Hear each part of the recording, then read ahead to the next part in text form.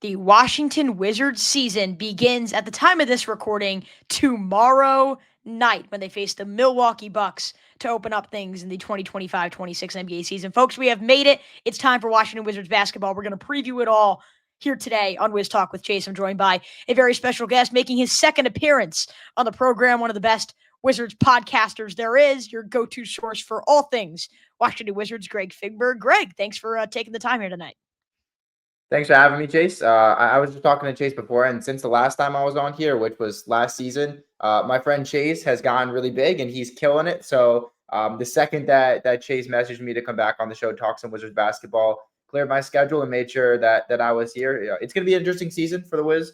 Still a young team, a lot to digest in terms of their young core and some of the veterans they brought in. So very excited to be here with you, Chase, and to kind of talk about it. No, I'm excited as well. And I think we're at a stage right now as, you could say Wizards fans, you could say Wizards reporters, where this is kind of the fun, unknown stage of kind of watching the Washington Wizards, because you're at the point where it's not like you feel like you're stuck in mediocrity and you're about to blow it up like the Bradley Beal, John Wall stage that they were in for about 5 years or so before they did ended up kind of blowing it up after a few different iterations of that roster. But they're also not at the point too where there's the amount of pressure of let's win it now. You're kind of in the stage of like, let's have fun. Let's see what these young players can bring to the table and then see if you can become a contender. It's been a very long time since the Washington Wizards were anywhere near that level. They made 4 finals in the 70s when they were the Bullets.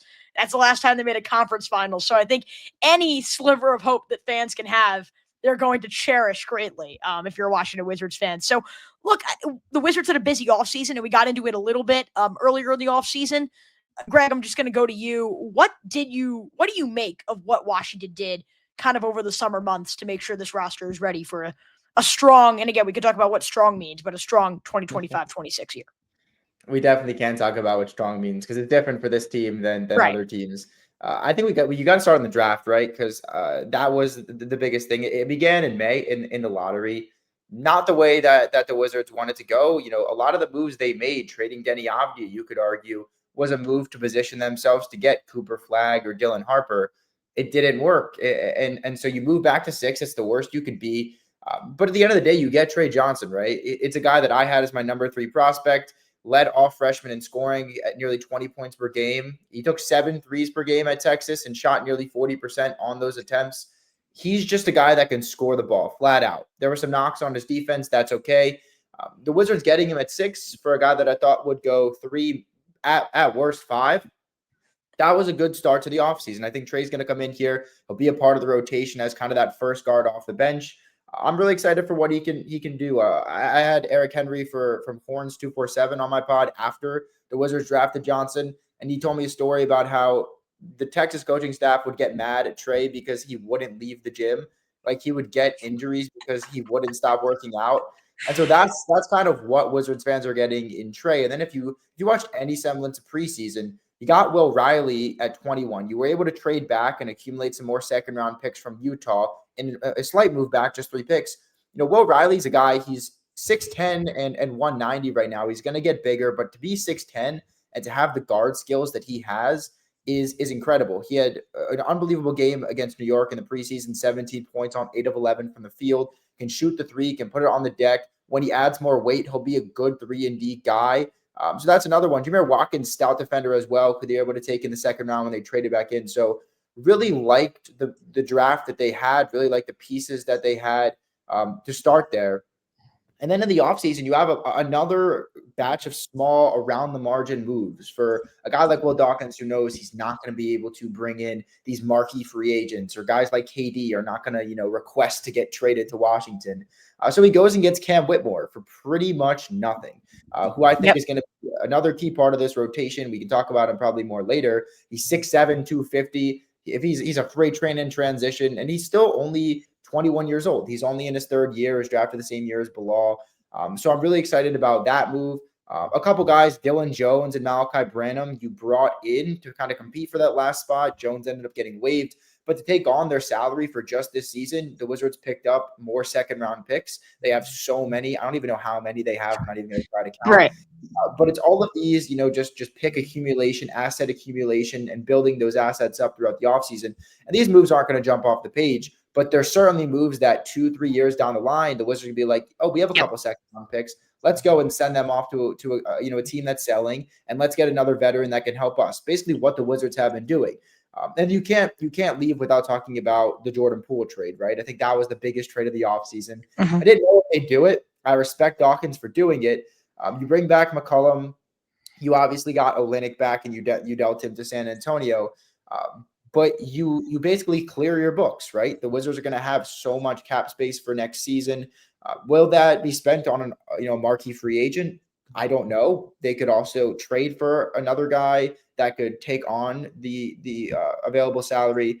So I liked that move. I respected Dawkins. He clearly has a vision of let's let the young guys play this year. Let's clear our books for the future, and let's kind of hit the reset button next year, where we're going to start to try to at least compete for a ring. So like you mentioned, I think this is going to be another losing season, but a very impactful offseason. Not going to be any moves that are like, wow, that was a blockbuster. But I think when you look back on it, this is going to be one of the more important off seasons of Dawkins' tenure here. A few points you said I thought were really interesting. First of all, when the Wizards fell to the 6th pick, I'm just like, this is a cursed franchise. Like, I feel like they've almost become the New York Jets of the NBA at some point, where it just feels like no matter what happens, you see a team that's moving in the right direction, good management, good young core, and then you get the 6th pick.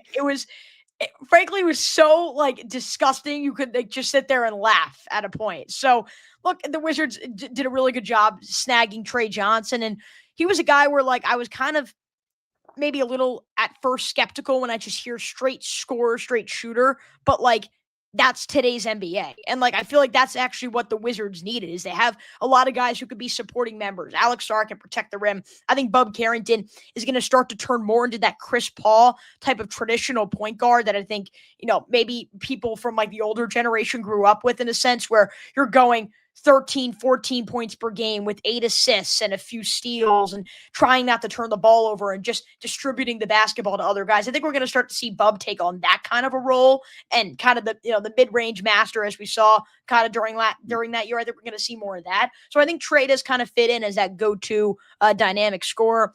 If anyone has been following the podcast over the summer, I love the Cam Whitmore trade. Only took a few second-round picks to get it done. And Cam Whitmore's a guy where he just didn't have a role in Houston, but when he's played, he was 4th in points per shot last year. Obviously, that's kind of a flawed stat in a sense, because it's like we'll need to see it once it's extrapolated into 10 games, 15 games, let alone 82 games. But I still think that he is a guy with a ton of raw talent, a ton of raw athleticism that we could see as a part of this future young core. I just think that the Wizards have I think they have 8 or 7 first-round picks from the past few drafts on this roster. So you're right, it's a young team, and you're not going to see a lot of wins come out of that immediately, as you mentioned, but you are going to see this team gain more experience and learn ways to work with each other. And you're going to see who is kind of the juice, who is the meat of this team, and who are going to be the best players down the line. We're going to talk about kind of the crowded wing rotation, because when you mentioned Will Riley, I'm like, Will Riley? Like, of course, but like, ESPN doesn't even have him listed on the depth chart. People forget Justin Champagnie is even on the team, right? So, like, I feel like at some point, the Wizards are going to need to start to get some guys out of there so that all of these guys can play. You don't want to have everyone play the same amount. There are guys who are better than others, but you want everyone just to get some touches in there, you have to imagine. So, I think that's interesting. And then you mentioned the second-round picks. Second-round picks are valuable in today's NBA. Thank you. Yeah. Look at what happened with the Kevin Durant trade. Like, what did the Rockets trade? What, Jalen Green, right? So you're obviously going to need a trademark player to get a star like KD, but Jalen Green, 1 first-round pick, and I think it was 4 second-round picks, something along those lines, and that got the job done. So, like, 4 second-round picks and stockpiling on second-round picks can help you trade up in the draft and get assets like a Cam Whitmore, or package a ton of them together with some other assets, and you can go and get a star. So I think you're right. I think it was an offseason where Will Dawkins did the right things. He didn't make a mainstream, bold move, but I don't think the Wizards needed to do that. Maybe that's next offseason, depending on what we see this year. You mentioned filling or making room contractually with the salary cap going forward. I think obviously that's important, right? Particularly for a team that's going to want to add star talent to what they currently have now. Kind of do the Oklahoma City Thunder method. You have some stars, bring in the Isaiah Hartensteins and the Alex Carusos and see what you can get. My only concern, though, is next offseason. I'm sure you've checked the free agents. There's no one that really entices me. There's not like a young star that's going to be in the open market. It's a lot of older guys who are well past their prime and I don't know are worth bringing in on a big contract. So obviously this will be a big discussion come April, come May. How do you kind of look forward to that offseason for the Wizards? How would you prepare to handle things next offseason? It's a great question, and I'm sure it's one Will Dawkins heavily considered before moving Jordan Poole. Like, you're not going to just do that if you don't have a plan. If you don't have a plan to use that space. I mean, I was just looking on Twitter today. The Wizards have the most cap space for 2026 at $80.9 million, and that's factoring in cap holds and other stuff. They're going to have a lot of cap space. They're going to have the most in the league by a good amount. It's just a matter of how Dawkins wants to spend it. You mentioned the free agent class. If you look at it, like LeBron James again, not going anywhere, he might retire. That like headlines the class. If this was 2013, this would be an unbelievable offseason. But It's not. He's like 40 years old. And I mean, if you go down the list, I think Tre Young probably strikes a deal with Atlanta. I don't think anybody really thinks that Zach LaVine is going to turn down a $50 million player option. Same with James Harden, who's at 42. And the funny thing is, once you get past the top four, you have, I know you knew it. You have CJ McCollum, Middleton, Chris Middleton, who are making the most. And they're not going to make anywhere near the 30 million that McCollum's making and the 34 that Middleton's making. But it just kind of shows that that's the class. Like, it's not like a jump off the page. And now we'll kind of see what happens with guys like Porzingis and, Tobias Harris, Andrew Wiggins. That kind of shows the level of this class. There's a lot of good veterans, right? I mean, you see what Tobias Harris and Tim Hardaway Jr. did to turn around that Detroit team who wasn't going anywhere. You see what the veterans in Houston and Steven Adams and Fred VanVleet, and when Dylan Brooks was there, you see what they were able to do with that young team. So I think maybe in terms of that, the Wizards having some cap space to bring in some veterans that are better than the batches they've had. It used to be Gallinari and Muscala, and then it moved to Poole and Kuzma. It's possible that McCollum and Middleton is their best, most experienced veteran group. And so hopefully you're sort of turning the page next year with that cap space. Another thing they could look to do is take on even more bloated salaries. I don't think that makes too much sense considering the move to get off Poole's contract was to clear the cap space. But let's say it seems like, hey, we have like a Marcus Smart level contract of last year where we really don't want to pay this guy $20 million. We'll attach a first round pick and maybe a young player and some sweeteners. If you're the Wizards, maybe you decide, you know what, we're not going to spend all 80, 90 plus million of cap space. We can afford to take that on because that Memphis pick, when they got it, was a late round pick. And then obviously they somehow made the playoffs. It worked out perfectly. It turned out to be 18. And just to take back Marcus Smart's salary, that was a phenomenal trade. So the Wizards, I think the move for Poole, trading him, open up the cap space, it opens that up for a realm of possibilities. I think that's what Dawkins wanted. He wanted to be able to have a clean slate, a clean cap sheet to operate. Again, Washington also hasn't been the best at attracting free agents. Like, they had cap space to sign Paul George, did not work out. They had cap space to sign Kevin Durant, didn't even get a meeting with him. LeBron James, I'm sure, didn't even look towards the Wizards at all in any of his free agencies. So you have all these big name free agents, and they don't really view DC as home. And so it's tough for the Wizards in the space that they're at. If they were the Lakers, I think they would get a big name free agent pretty easily. But it's going to be tough. I'm excited to see what Dawkins does with the space. But I like the fact that he has free range to do what he wants. It's no longer, the cap penalties and trying to get off these contracts. From the Westbrook and the Wall days. He kind of has a clean slate to operate. We've seen what he can do in trades. He's been a good, negotiator in terms of trades. His draft has been pretty solid so far, but we haven't really seen him do too much in free agency. So I'm kind of excited to see with the cap space how he operates in that realm.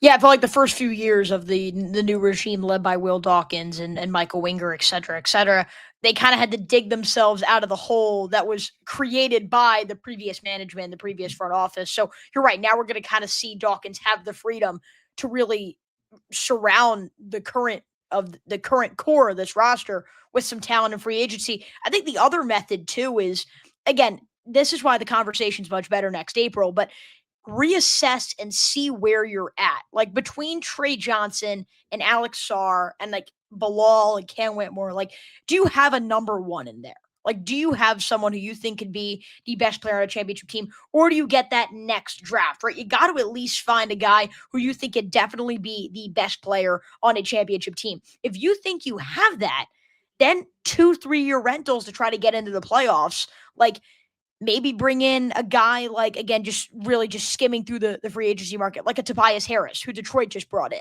right? Like a solid veteran forward who can do your job, or like a John Collins who's going to be on the open market. Kaminga maybe too expensive. A Nikola Vucevic if they need a backup big. I just think like you could be at a point too where you can go more for quantity over quality in a sense if you think you already have the quality with your top line stars. So I think that's why this season is so important. I think this season for a lot of guys on this team, Will Dawkins is going to kind of use as a benchmark to see what he has and what he needs to get to build this team into a championship level squad.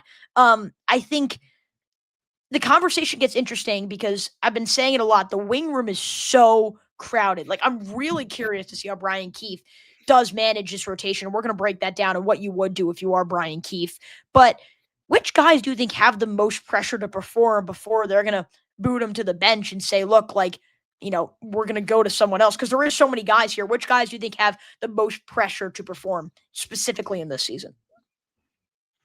I would wager to say the guys that are in contract years, and it's not a true contract year for Bilal Coulibaly or Cam Whitmore, but they are rookie extension eligible next October.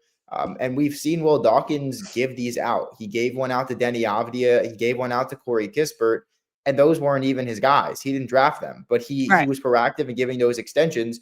And when Denny performed the way he did, that looked like, and it still looks like, one of the best contracts in the league. Corey Kispert's making $13 million this season. That's still a good contract. He had a down year last year, but I think a lot of teams would be comfortable paying Corey Kispert that amount of money. You got Bilal Coulibaly, which is Dawkins' first draft pick. He has all this potential. I think at a certain point for a lot of prospects like Bilal, that potential can only get you so far. Yeah. If you want a second contract, you need to perform. And we've seen Bilal be a really stout defender. We've seen him be able to guard 1 through 3, 1 through 4. We've seen him take on tough assignments on that end. I'm not worried there. But where I am worried is the fact that he went from 34% his rookie year from 3 to 28% last season. Right. Before he got injured at the end of last year, teams were legitimately guarding him with 2 feet in the paint. They were daring him to shoot, and it changes everything the Wizards are able to do on offense. So he needs to definitely get way more consistent there. It's a big season for him because if he can show that he can be a two-way guy, if he can show that, yeah, my defense is good, but I also added a jump shot and I can also take guys off the dribble and all that stuff that you hope he can be, then he's going to get himself paid. I always kind of compare him a little bit to Patrick Williams because the Bulls were always like so good on the defensive end. And if only he could be amazing on the offensive end and just finally put everything together. And they just didn't know. They didn't know. And I believe it was a 5-year, $90 million deal they gave him because they still didn't know after year 3. They didn't want to be on the wrong side of it where he finally popped off and then they had to give him a big contract. And they also didn't want to overpay. And so I feel like the Wizards are getting into that realm with Bilal where he needs to show them something. And I think they'll probably extend him anyway. But it's just like, how much money can he make? And how interested will the Wizards be in giving him that extension? And then Cam Whitmore is, again, another guy in year 3 that will be extension eligible. This is a big opportunity for him. It's a guy that was on a really good Rockets team, like you mentioned earlier, didn't play a lot because there was just better players in front of him. And now he's on a Wizards roster that will give him more minutes, probably off the bench, in a crowded wing room too. And it'll also give him more reign to be a scorer, to really showcase what he has. Because for so long in Houston, you saw flashes, but you didn't see enough of it. And so if you're the Wizards, I think those are the two guys that have the most to prove. You could argue Sarr too, just because he had such a polarizing rookie season. Like, he made all rookie first team. He averaged 12 rebounds, a couple blocks. He was a pretty solid rim protector. Obviously, he had some really bad shooting percentages. He can't come out and shoot less than 40% from the field. I can tell you that right now. That should not happen. But he looked great. He looked aggressive in preseason, rebounded the ball much better in preseason. So he has a lot to prove, I think, to a lot of people. But Bilal and Whitmore in these contract extension years, I think it's big for them. And I'd wager Bilal the most really has to come out here and show the front office, like, I can shoot the ball. I can be a competent offensive player. and my defense is still there, and maybe he'll get rewarded for it. But I would definitely wager with Bilal there. Yeah, Bilal's interesting because we had a Wizards writer for one of the Sports Illustrated Wizards pages that came on the show last December, and one of the conversations we had was that there's so much pressure for some of these guys to perform at a high level immediately. Like, just the nature of the beast, unfortunately, after year 3, that's when you get into extension eligible. Like, unfortunately, you do not have 10 years to prove your worth before, being able to get that second contract. And sometimes that benefits a player and sometimes it doesn't. But, like, for example, take Shai Gilgeous-Alexander. Like, Shai didn't come into the league and dominate, and like through 3 years, you weren't like, that's going to be the MVP of the league on a 68 win team in his prime and lead him to a championship where no one touched him. Like, no one could have told you that after year 3. But you do get to a conversation of, like, when you look at Bilal Coulibaly, you're right. Did not love the offensive production last year. And I think you do see the Cam Whitmores in there and you see the Keyshawn Georges, and you just say, like, this is the time for Bilal to take, a major step in his game. I think that what's interesting too is you mentioned Bilal being Dawkins' first draft pick. It's also kind of Brian Keefe's, I feel like, his guy. It's a guy that I feel like he trusts. And I remember I was, a guest on the Wizards radio network during their game last year against the Knicks when they forced that game to overtime. I think that was one of their best games of the season, where they really just showed they were a gritty young team who could fight with some of the best in the league. That was a fun game. But in that game, the Wizards had a chance to win it before it went to overtime. And Champagnie was hot that game, and George was making shots, and Jordan Poole was playing all right. And that was when Malcolm Brogdon was hitting some shots for Washington. And they went to Bilal, and Keefe drew up a play for Bilal, and he didn't make that shot in the big moment. And so, again, it's one game, it's one play. I think you have to obviously look big picture, but I am wondering, like, the Wizards, I feel like, because he was the first one to kind of kickstart this rebuild, they've kind of put their trust in Bilal Coulibaly in a sense. They've kind of given him the keys.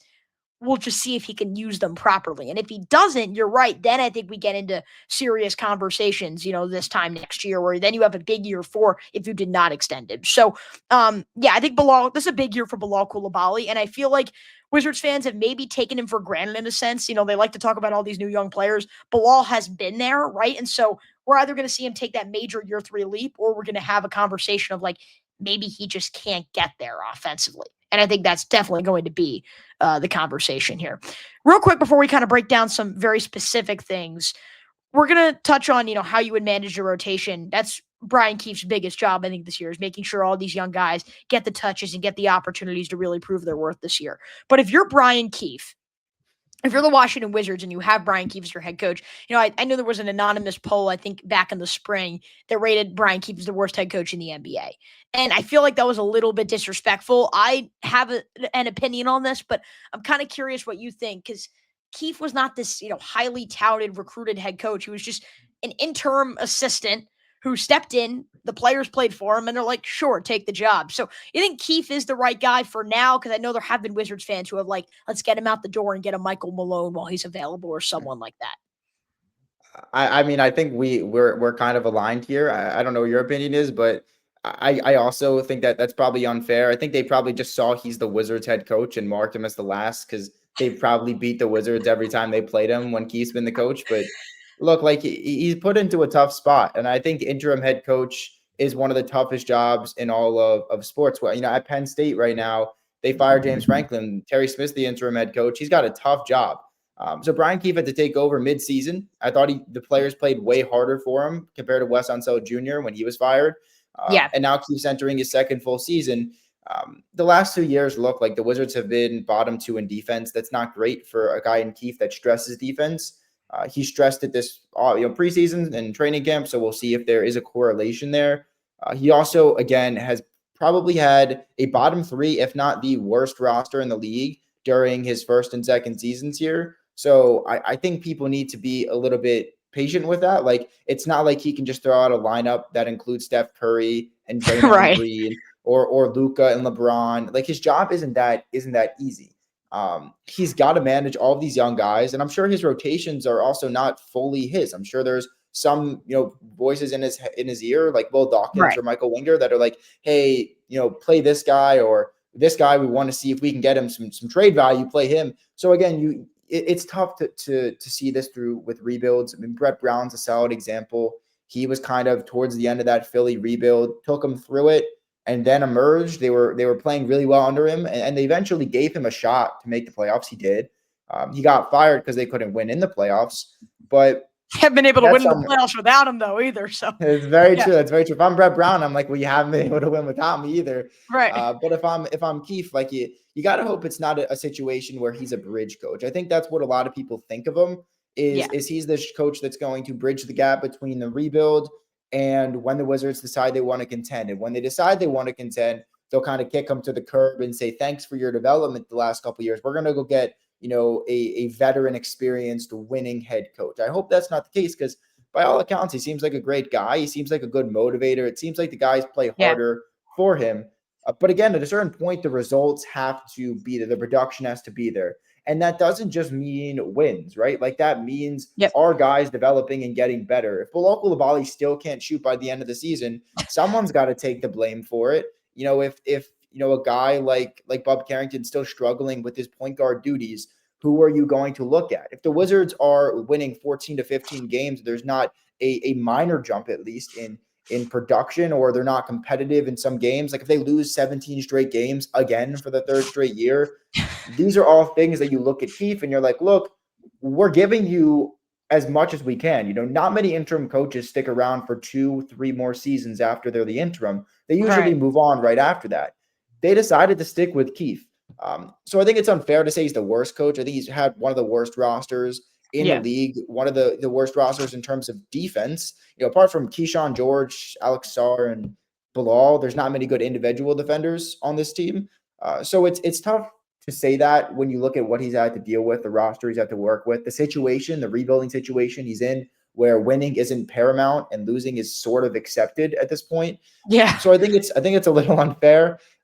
Is he the guy? I don't know. Like, has he showed me anything to say he is for sure the guy to stick around? No, realistically, but I don't expect him to. I think this year will be a good measuring stick to see, like, you have an okay roster. You have some pretty solid veterans. You should win a couple more games maybe, and you should definitely see some improvement, coming out of a team when your head coach considers himself to be a player development guy. So we'll see what Keefe does. He's got the opportunity, I should say, to really showcase if he's the guy, and we'll see if he makes good on it. I think measuring stick is the best way to describe this season for a lot of players. We're talking about Bilal, Whitmore, you mentioned Alex Sarr, Brian Keefe, a measuring stick for a lot of guys where it's like, all right, do you need to move in a different direction? Because now you're entering year 3 of the rebuild. And it's like, you're not just going to sit here and do this for 10 years. So you're not going to be the Jets. So eventually you're going to want to hit the acceleration button, and you got to see if Keefe is the right guy. I think a lot of people, including myself, do view him as that bridge guy. I think you give him the same right that you gave a guy like Brent Brown, or you gave, if you're the Warriors, a guy like Mark Jackson, right? But maybe eventually you need to bring in someone who can take you from, the Warriors in 2014 with Mark Jackson to where they were in 2015 with Steve Kerr. And I'm not saying that Steve Kerr is just lying around looking for a job right now as someone of his caliber, but maybe once you get to that point, once you prove we're a postseason team, how can you go from playoff to contender like we kind of saw from the Warriors? And I think maybe that's where the conversations will start with Keefe. But first, the Wizards have a long way to get to the postseason, and for the Wizards to even have that conversation reasonably. I mean, I don't think Keefe should be on the hot seat or anything, because you're right. It's kind of a lose-lose situation. You either lose and you are kind of like, okay, you lose, right? It's accepted, but at the same time, you don't want to lose games. You win, like, you're probably not going to do that with this roster. And it's not like the Wizards want to do that either. They want a top draft pick, and they want to give themselves the best odds in the lottery. So it is kind of a lose-lose situation. I think you want to see this team play with heart. You want to see them be resilient, and you want to see them play for their coach. And I think you've seen all of those things so far. So if those boxes can be checked again this coming year, then I think you'll see him keep his job and kind of, have some more seasons with an opportunity to really prove his worth as the head coach here in Washington. There are a few more things I want to do before we officially get into our season predictions. I have one hot take about this Washington Wizards team that I've not shared publicly yet on the podcast, but I thought, let's wait till Greg Finberg comes on because I want to hear his thoughts on this. You mentioned the Corey Kispert contract. I think Corey Kispert is a liability to this team. An absolute liability. And I expected that reaction. I have a lot of friends who are fans of the Wizards who think I'm crazy because I've kind of said this without saying it for a little while. Look, it was a fine year for Kispert. He was fine before the injury, right? 11 points, 3 rebounds. It was a down year offensively from where he was in 2023-24. Not even, I think, where he was in 2022-23. His efficiency has gone down, right? Better from the free throw line, which was better because that was his biggest weakness in 2024. But still not great, right? Like nothing incredible offensively. And again, his efficiency regressed. And like that's not what you want to see when you just gave a guy a contract for what? You said $13-14 million a year. You look at effective field goal percentage, it was at 63.6% 2 seasons ago, or I guess now 3 seasons ago. It was at 55.8 last year. It's gotten worse in each of the past 2 seasons. So that's a problem. You want to talk about finishing at the rim, significantly worse, down to 61.9% inside that little circle area right near the rim. That was at 67% in 2022-23, and his volume of attempts has gone up, but not tremendously where you should see that great of a disparity in terms of their percentages. So I'm using a lot of stats, and I'm sorry for those of you who do not like stats, but I'm going to use a few more here because I feel like this is just mind-boggling to me when I saw these stats. You look at win shares, right? His win shares have always been below average defensively. Box plus minus, always been below average for his defensively. Defensive rating, he's always been below average defensively. Like, it feels like his one job is to make shots from the three-point arc. And if he's not doing that at a 42% clip, why is he here? He's not a part of your future core. He's not, again, a tremendous part of what you're trying to build. If he is not, he's not going to play make. He's not going to make others around him better. If he is not making his three-point shots at least a 40% clip, I don't get why he is in Washington. And frankly, the Wizards have done better without him on the court. This is a true stat per 100 possessions, plus minus. Wizards minus 9.2 with him on the floor last year, plus 5 when he was off the floor. They are 14.2 points better per 100 possessions with him off the floor. It was intensified last year, but this was a pattern in previous years as well. Look, this is not to disrespect Corey Kispert. I've always said when the Wizards drafted him, you knew what you were going to get. You were going to get a 12, 13 point per game scorer who could do one thing, and that was shoot the basketball. But if he's not even doing that well, at some point when his value gets high, sell him. Sell him. I don't think he does anything for this basketball team at this point. And Greg, I'll go to you and I want to hear what you think, hearing me rant here for the past few minutes. But for me, I just think that if you're the Washington Wizards, you just look at what Corey Kispert has provided for you. He is a poor man's Klay Thompson that is much worse defensively. Does the same thing, except at a much worse level. At what point do you decide to get rid of him like the Wizards did with Denny, even though Denny was actually playing at a high level? I'm kind of wondering your thoughts on what the future holds for Corey Kispert, what you think of my just breakdown the past few minutes. I mean, usually, like, if you're going to have a hot take, back it up with stats, and you did. Like, I didn't even realize you had all of that. I mean, it's clear that if just listening from your take, it's valid, right? Like, you said it perfectly. This is a guy that when the Wizards drafted him, you knew what you were going to get. And that's why I was looking at Tommy Sheppard when he drafted him and saying, look, like, are you trying to really build this team around Bradley Beal? Because if not, what are we doing here? Like, there were a lot better players on the board. And I think Kispert probably had the highest floor of the available players. Right. But that was a very short-sighted Tommy Sheppard. We're going to try to make this work with Beal here still. That was the pick. And so Beal's gone now, though. You know what I mean? Like, it's over. You know, it's a previous regime. It's very fair. It's a very fair take. It's just like that was a short-sighted pick, and I think Corey would fit very well on a team that needs him to space the floor. The Wizards ask him to do a lot more, and I'll to defend Corey for a second. I will say he has definitely become more than just a shooter. Like I actually do feel comfortable with him putting the ball on the deck. He does score around the rim, and he shields the ball pretty well. Is a pretty solid cutter as well. Like he is a little bit more than a 3-point shooter, but like you mentioned, he's regressed 3-point shooting from the last 2 years. He was above 40%, dipped below to 38. I think you said he was at 36 last season. You can have more to your game than just shooting, but when shooting is, the reason you're on the floor and you are around 35, 36%, that's not going to cut it. Like you mentioned, he's got to be around or above 40% at least.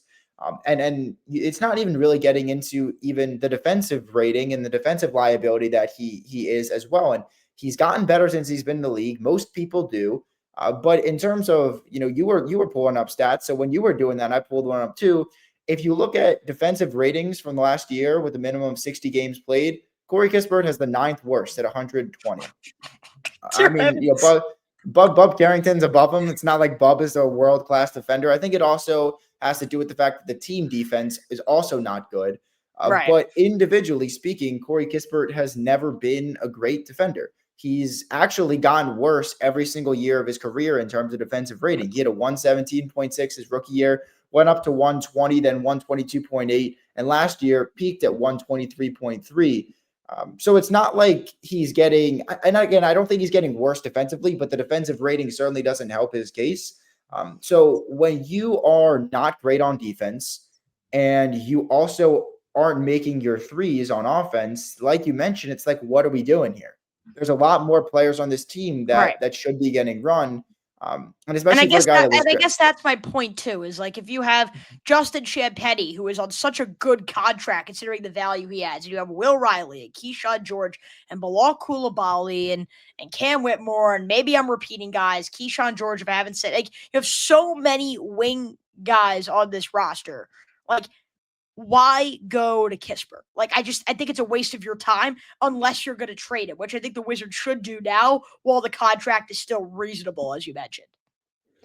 It's very fair. I think the reason Kispert hasn't been traded is probably teams are looking at the defense. Like, you look at the Thunder, every single player that they played in their championship run could play defense. Same with the Celtics for the most part, they can play defense, maybe with the exception of Peyton Pritchard, but I think he's probably a better defender than he gets credit for. Corey Kispert, I don't think can play defense in the playoffs. I haven't seen it. I mean, he played that one year with, I don't know, was he here with Russ when he No, made the he was playoffs? not. I don't think so. So yeah, he was drafted the day Russ was traded. Yeah. yeah. So he hasn't played. We haven't seen him play in the playoffs. That's a completely different game. And so I think if you're looking to trade him, a contender's got to look and see, look, can I trust this guy off my bench in the playoffs? And we've seen a lot of times that if you can't play defense in the playoffs, you can make threes, but you can't play defense. You don't play a lot. And I think that's probably been a turnoff for a lot of teams with Corey. He's still young. He's 25 years old. The contract at $13 million, like you mentioned, isn't bad. But when you're not making your threes, it makes it really hard for Will Dawkins to get value out of him. I mean, look, Tyus Jones was having a phenomenal season in Washington, and the Wizards still couldn't find a suitor for him. So it's easier said than done with the trades. I think if Corey's above 40%, that definitely opens up a lot more possibilities. It builds his value. So I think that maybe that's the reason for playing him as one of these guys early on. But I mean, you mentioned Champagnie. I absolutely love him. I think he's unbelievable at what he does. $1.8 million. He's not even on a guaranteed contract. Like, it's fully non-guaranteed. They will probably guarantee it. He made the final roster, but he's just as solid as they come.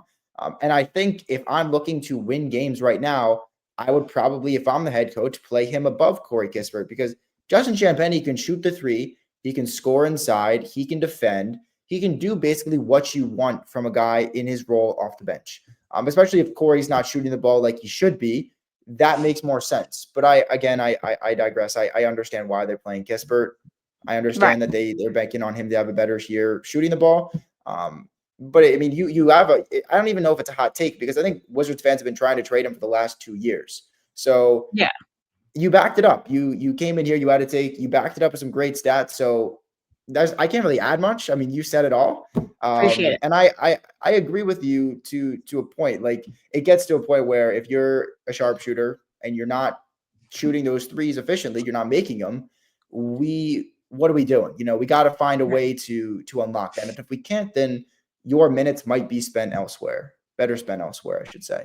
And look, if his defense can improve and he can go back to the 42% three-point shooter he was at a point, every team needs a guy who could be a 3-and-D guy. Now, can Corey Kispert be a 3-and-D guy in the postseason? As you mentioned, the jury is still out there. But I think if his value's at a peak, you trade him, because I think there is a team that would take a shot that he could be one of their rotational guys in the postseason if you're looking for shooting. Maybe a team like Orlando, right? A team, it doesn't need to be Orlando, but a team that can't shoot the ball, and you just need that extra shooting off the bench, and you have the defensive stability around him where that can make him seem like a little bit better of a defender. So depending on the situation, he could be a solid fit. I just don't think he currently fits with what Washington is trying to do. I think I'm going to go to you after this. I want to see what you think. Maybe you could give a few things that you're really looking for this year. I did this last year too, and I previewed the season. There are 3 key things that I'm looking for with the Washington Wizards this year. Number 1, solidify which wings are good. Again, we mentioned how this is kind of a measuring stick. What's the benchmark kind of year for the Washington Wizards where you're just trying to evaluate everything that you have right now? I think you got to figure out, right? Is it Cam Whitmore? Is it Bilal Coulibaly? Is it Keyshawn George, who I think is really, really underrated? Not enough fans really give him enough credit. Same goes to Justin Champagnie, who every single time he's been on the court, he's produced. So I think at some point you got to figure out who are the wings that you want on this roster, who is going to be the future of this team, and try to get Will Riley in there. I don't think he's going to play much in the first few months of the season, but he's your first round pick as well. So see which wings are good and see which wings are going to be a part of your future. And then we talked about Bilal Coulibaly taking the final shot last year. I want this team to figure out who is going to take that final shot. And if I was someone who would put out the odds, if someone had to bet on this, I would probably put the odds on favorite as Tre Johnson, just because of what we saw Texas trying to hit the big shots in the biggest moments, having ice in his veins, things like that, and simply his range, right? He can shoot from anywhere on the floor. But we haven't seen it at the NBA level. So I think the Wizards need to really find who is going to take the final shot. If Bob Carrington is really that Chris Paul type, is the ball in his hands down the stretch? Like, I think the Wizards need to find who that leader is and who they're going to. In the biggest moments. And I'm not talking Middleton or McCollum, who have done that before. I'm talking a young guy who could do this for the next 10 years. And then I want this team to be fun. And I know that sounds a little vague, but I'm a Baltimore Orioles fan. And in that 2022 team where they just had all their young players kind of coming together, they missed the playoffs, but they had a decent season. And it felt like they were building an identity, a fun identity that helped build them to the postseason back-to-back years after that. We don't talk about this past year. But, that kind of identity. I'm just using Baltimore as an example. I want this team to be fun. I want them to be kind of like the Portland Trailblazers with the way they closed out the year last year, where they were just a team with a ton of young talent, playing with a ton of heart, winning games, playing competitively, and just kind of enjoying it. I hope the Wizards can become the darlings of the NBA. This young team that's playing with house money the entire year that can pull off some upsets and be an enjoyable, competitive team to watch. And I think if you see this team start to kind of build that fun energy, I feel like we already saw it, right? In the first few practices, around summer league time, we already saw Tre Johnson and Bob Carrington kind of going at it at the press conferences. Maybe they're already starting to build that identity, but I want this team to be fun. And so for me, if they're fun, they're figuring out who's going to take the final shot, and specifically what wings they want for their future, win total could be 10. I just want those 3 things to happen. And I think if those 3 things do happen, the win total isn't going to be 10. The win total is going to be closer to 30 than 20, just simply because when you can figure out those things, it's going to lead to more wins this season, even if you want it to or not. I love all of them. I mean, I don't want to take any because I want to be unique. Yeah. The Bilal one certainly checks out as something I've monitored, and when we talked about that at the beginning of the show. For me, I would say the first thing is how competitive they are. It's one thing to lose, 60 plus games for the second straight season. It also is another thing to lose them in blowout fashion. The first year, it was bad. The first year was pretty non-competitive. Anytime they played a contending team or a 500 team, you knew they were going to lose or get blown out. Last year was a little bit better. Like you mentioned, they went into Detroit and went into Denver and beat those teams. They had games like against the Knicks, you mentioned, where they had a bunch of young guys that just played really well, and they probably should have won that game.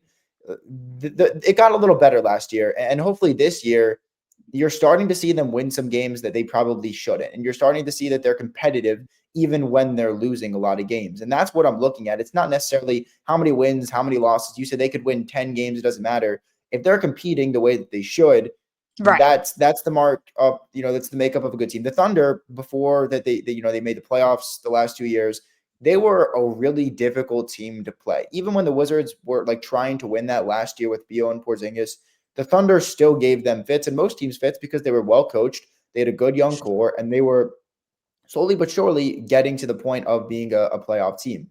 The Wizards need to be competitive. They don't need to win a lot of games, but they need to be in these games. And I think that's my first thing.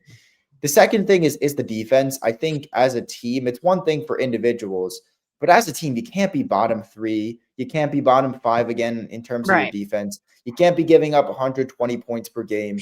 That can't happen. You got to build good habits at some point. I mean, you saw them lose by 70 last year to the Pacers. Like, it's games like that that you want to avoid. And I think defense is a big part of that. You have Sarr as your anchor.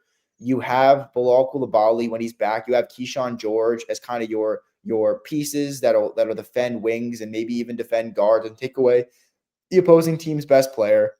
And you have an okay roster around them. Like, I think Cam Whitmore, Justin Champagnie, more than capable defenders. So I think they should be a better defensive team. I'm looking for them to be competitive.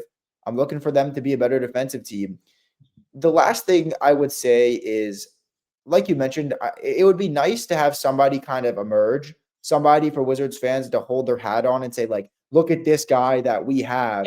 He is, our not our Shai Gilgeous-Alexander just yet, but like, he's a guy that we can on to. Like Portland last year, they had Denny, and it's funny because the Wizards had Denny, they traded Denny, but the Trailblazers were like, how is this guy not going to be an all-star in the future? He's unbelievable on defense. He can't be stopped in the open court on offense. He's added a 3-ball. And that was like, okay, we feel like we can maybe make a trade for Drew Holiday. We feel like we can maybe push to be a competitor this year because we have a guy like Denny. We have a guy like Shaedon Sharpe. We have Scoot still. So hopefully, the Blazers are one of my teams that we'll look out for, but mainly because they finished 23-18, right? And they kind of set the foundation for a strong offseason, thus a strong season this year. Yeah.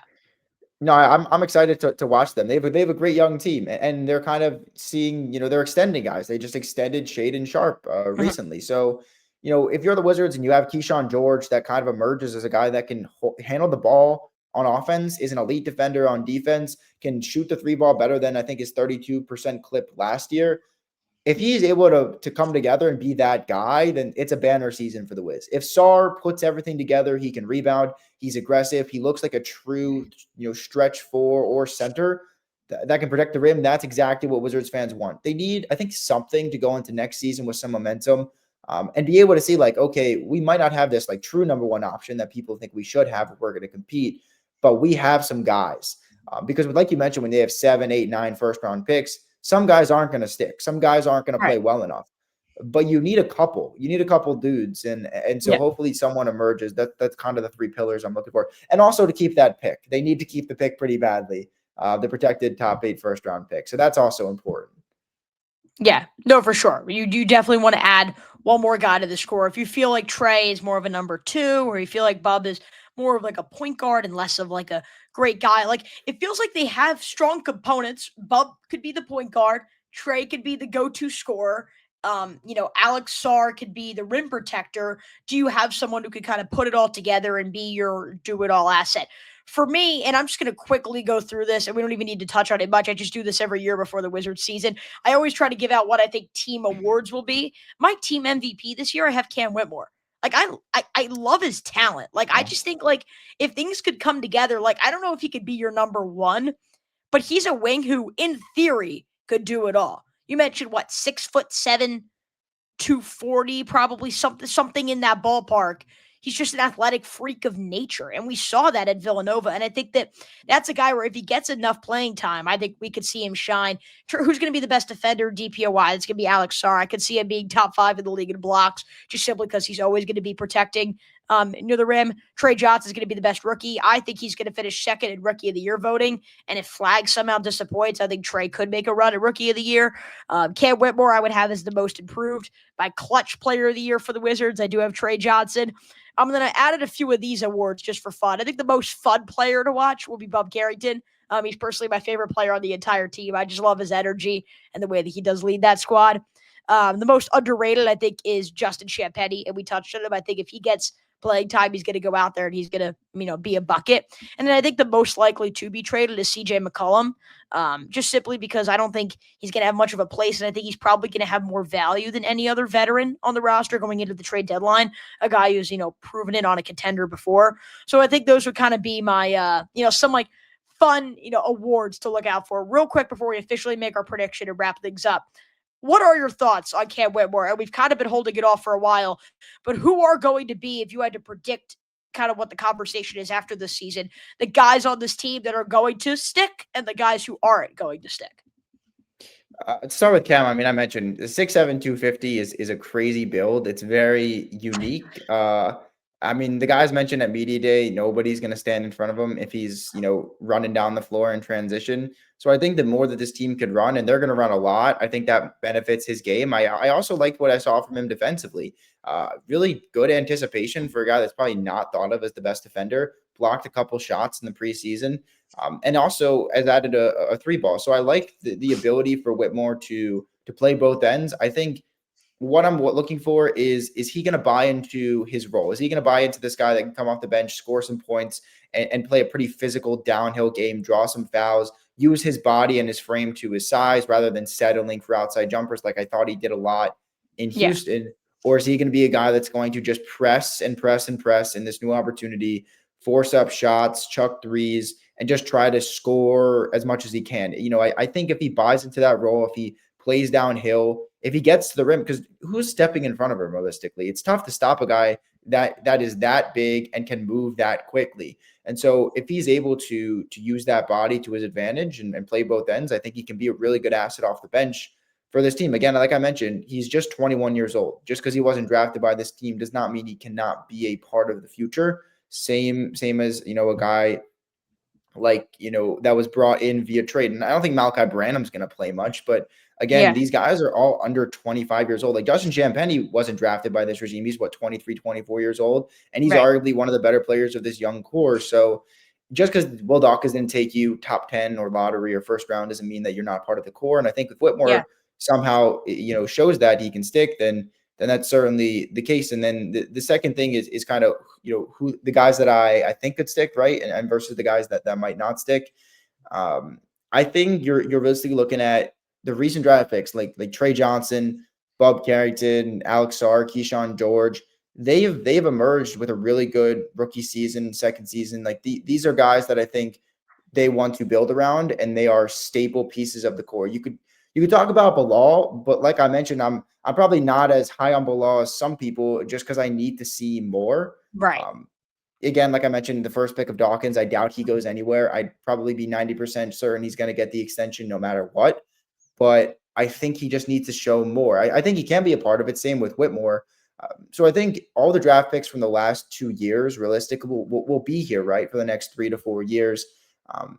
Bilal, Whitmore, big years for their contracts and stuff like that. Even guys like AJ Johnson, who I doubt will play. Johnson had a calf injury throughout training camp, didn't play in the preseason. He's healthy.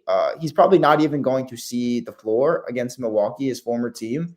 But that's another intriguing piece. Like the Wizards have guys like that on their roster. That's what I hate, Greg. You know what I'm saying? That's what I hate is like a guy like AJ Johnson, who's just an athletic freak who could dunk at that height, who could just run around as the most athletically gifted player on the floor. And he's not playing. Like, I guess that's my problem with having these guys here who are like just fillers, essentially. Like, I get like having veterans on the team. I understand the value, but I guess it just it triggers me, the fact that a guy like AJ Johnson won't see the floor. And I agree, probably won't see playing time at the beginning of the year. I do want to see him incorporated in some capacity because I think he could be a really, really good guard for this team. He's really fun. He had some crazy dunks when he got traded here last year. It was one of the reasons that like I think I and a lot of Wizards fans were still for some reason watching in March and April because he was playing a lot. He was starting some games and he was making a lot of mistakes, but he was also really fun to watch. He had some really, really cool stuff that he did on the floor. Had some big games, some big dunks. And it sucks, like you mentioned, like he's not going to play a lot. Champagnie, Will Riley, these guys that I think should be featuring in pretty, prominently on this team aren't going to see the floor, obviously, because you have 34-year-olds starting in Middleton and McCollum, and you have Bagley, who's 26, which seems crazy to say that's old, but for this team, it's kind of old. So like it feels like he's not going to develop from here, right? You also got to think of like what's the development age? Like we know what Bagley is going to be at this point. Exactly, and I think maybe the silver lining is like Riley will play with the Go-Go in the G League. That's the good part of having a G League affiliate so close. Riley will get reps with the Go-Go. I would assume. AJ Johnson played there last year. I would assume he's there again for the beginning of the season. So they'll get reps and hopefully at the deadline, like you mentioned, if they trade McCollum, if they're somehow able to get off Middleton's contract or work out a buyout of some capacity, those guys should see more playing time. But like you mentioned, it sucks. That's part of rebuilds, right? Like it sucked having to watch Mike Muscala and Danilo Gallinari take minutes from younger players. That was not fun. But that's just the reality. That's how rebuilds work. And I think this might be that last year you have to see that before you can start to see all these young guys, playing as much as they probably should. Yeah, I know he's not a part of the young core. I'm kind of curious to see, what Bagley can provide. I know he comes back to Washington after he was traded at the deadline. He didn't play really well last year at all, in his time with the Wizards or in his time with the Grizzlies. But the year before, in actually more games with the Wizards, he didn't play much last year with Washington, even though he was on the team for a longer time frame. He played 24 games with the Wizards after he was traded to them in the 2023-24 year and averaged 13 points and 8 rebounds. So I'm almost wondering, right, like, it's like the last of their worries. They got to find a number one star of a championship team before finding a backup big man. But like between Bagley and Tristan Vukcevic and the fan favorite Anthony Gill, like what do you got there? See if you could find a backup big somewhere. I know Gill's obviously not the answer as the backup big, but Bagley, Vukcevic, see if you can find someone in there that could be your backup big man. Look, it's going to be a fun season. I think it's going to be another season where do not expect the Wizards to make the playoffs or get anywhere close. If you guys are, watching this as Wizards fans, that should not be the expectation going into the 2025-26 season. But, we've kind of talked about some of the pillars and some of the goals for this team. And I think they can achieve a lot this year. It's an important year for the team. And I think the win-loss result isn't as important, but the steps that they're taking to get into that direction. Here on Chase the Sports News, we previewed every team's NFL season for a series we had called 32 on 32. For the New York Giants, we had one of the Giants reporters on, Madeline Burke.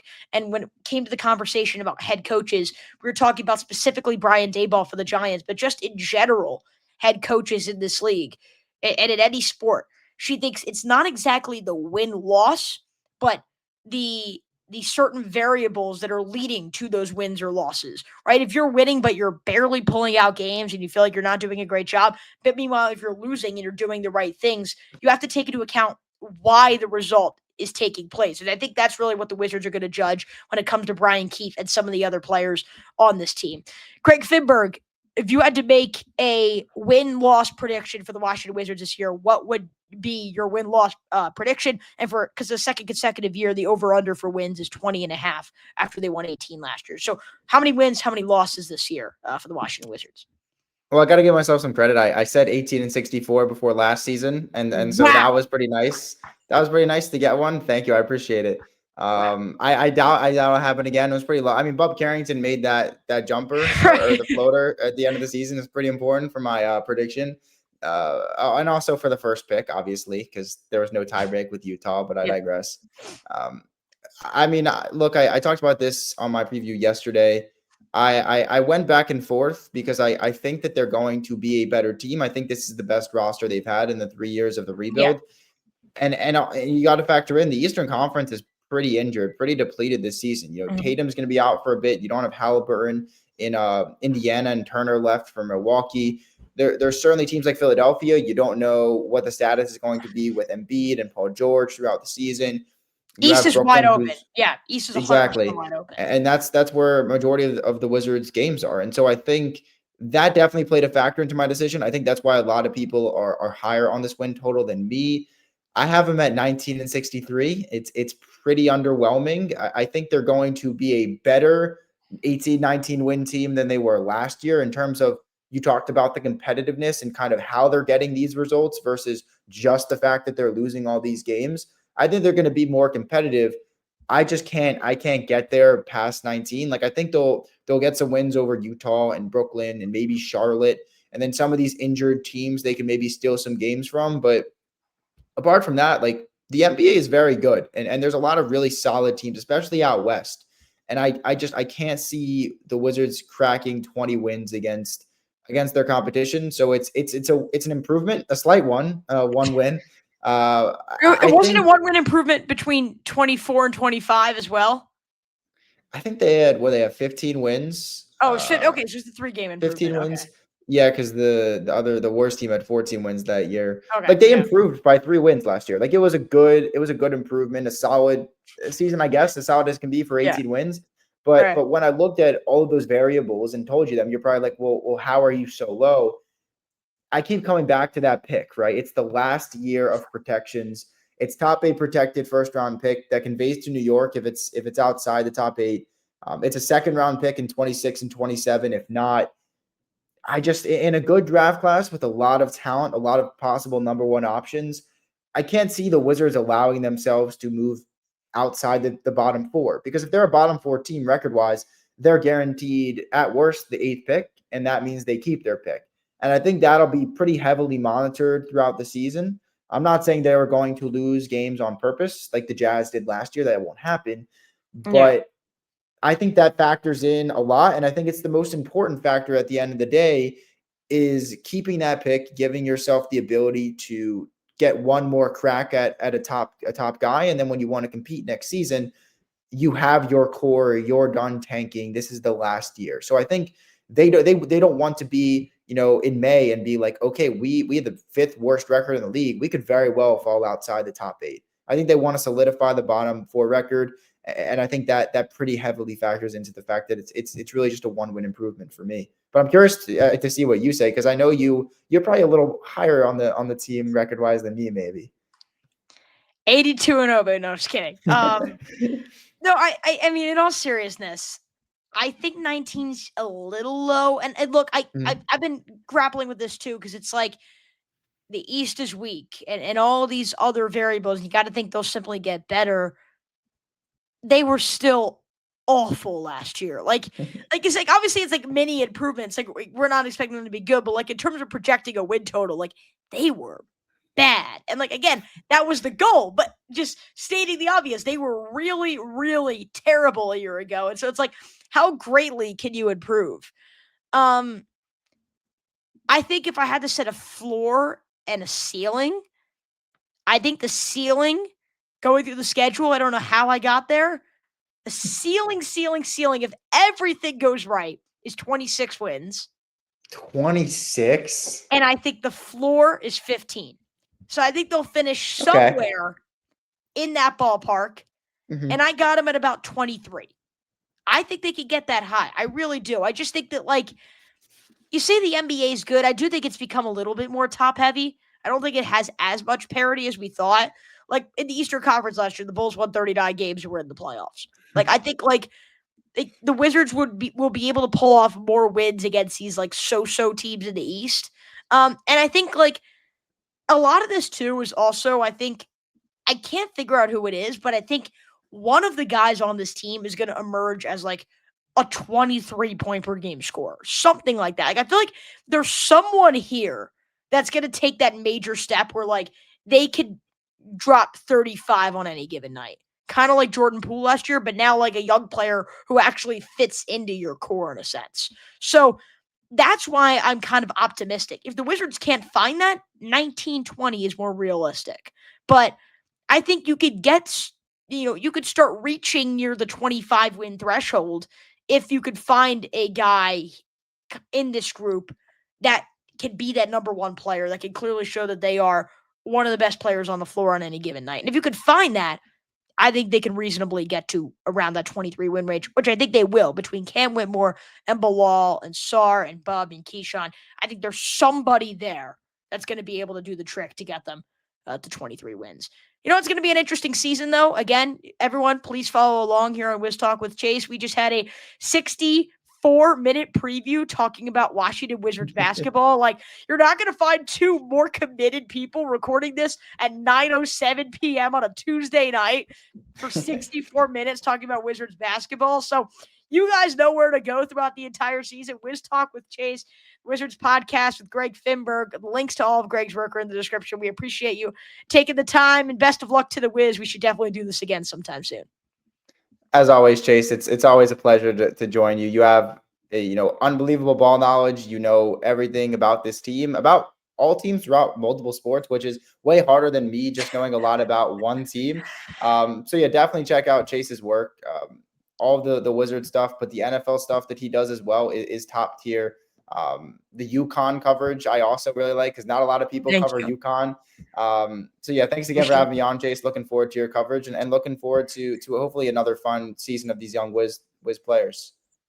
Yeah, I'm excited. You know what? It's basketball season. That just makes me smile. It makes me happy. And, we got some NBA coverage that was just posted here as we preview the season. So be sure to check that out, everyone. This will be posted sometime on the Wednesday morning or Wednesday afternoon. So enjoy, Wizards fans, the game later tonight as the Wizards prepare to face the Milwaukee Bucks and kickstart their 2025-26 season. Alongside Greg Finberg, links in the description of all of his work. I'm your host, Chase Coburn, saying so long for Wiz Talk with Chase. Take care.